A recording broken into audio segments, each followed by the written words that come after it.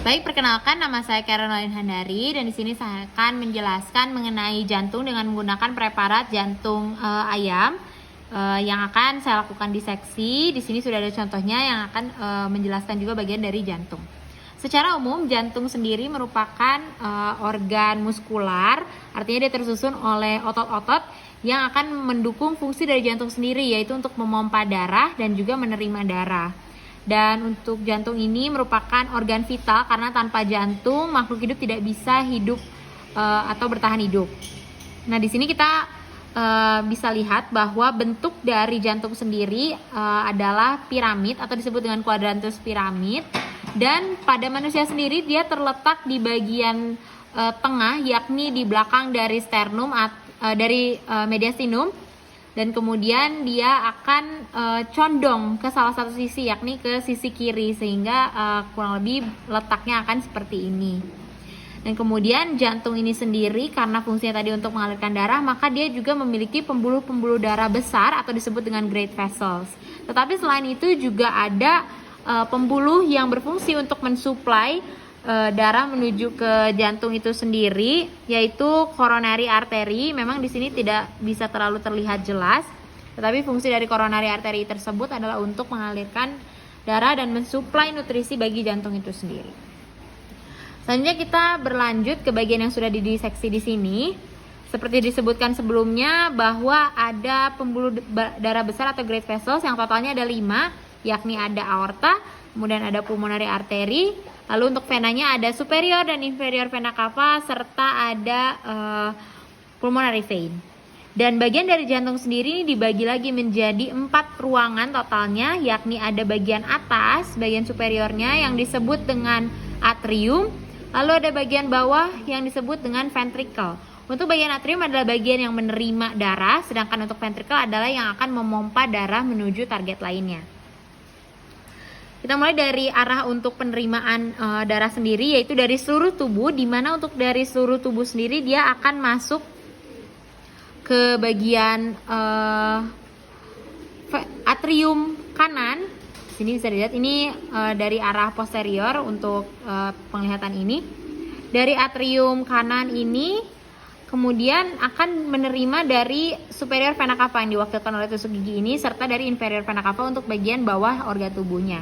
Nah, di sini bisa lihat terusannya adalah ke bagian atriumnya di sini, yang kemudian akan meneruskan darah menuju ke ventricle kanan. Di sini kita bisa lihat perbedaan dari ventricle kanan dan kiri dari dinding ototnya. Yang mana kalau ventricle kanan ini tipis, sedangkan untuk ventricle kiri ini dia sangat tebal untuk ototnya, sesuai dengan fungsi pemompaan darahnya. Nah, dari ventricle kanan kemudian darah akan dipompa menuju ke paru-paru. Antara ventricle dan juga atrium kanan akan dipisahkan oleh katup lagi yang berfungsi untuk mencegah terjadinya aliran darah yang membalik, yang disebut dengan tricuspid valve karena dia memiliki 3 katup. Selanjutnya dari ventricle kanan di sini akan diteruskan melalui pembuluh darah yang ini, yakni pulmonary artery, di mana darah yang tadi adalah darah yang masih rendah kadar oksigennya.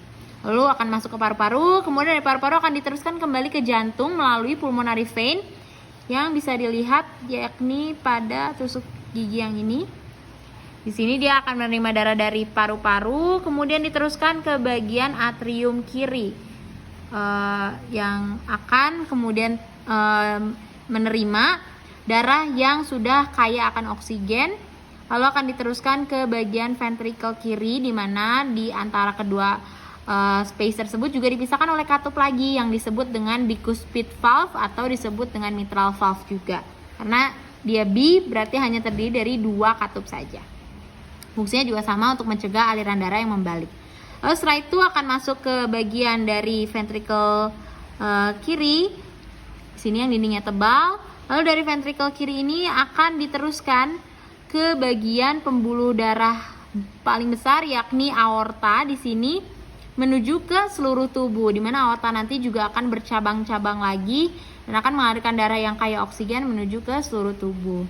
Selain tadi katup yang memisahkan antara atrium dan juga ventricle, ada juga katup yang akan berada pada pangkal dari pembuluh darah arteri, yakni untuk pulmonary arteri di bagian pangkalnya juga ada pulmonary valve, mencegah aliran darah yang membalik juga. Kemudian untuk aorta juga dia memiliki aortic valve pada pangkalnya.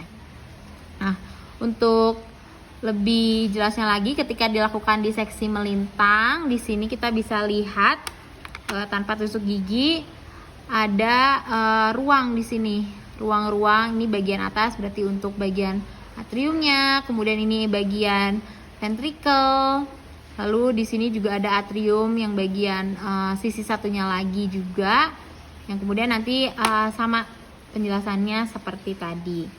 Dan di sini kita bisa lihat juga untuk pembuluh darah yang masih ada pada preparat ini, yaitu aortanya masih sangat terlihat jelas di sini, pembuluh darah yang sangat besar. Jika dibandingkan dengan jantungnya juga dia cukup besar di sini aortanya.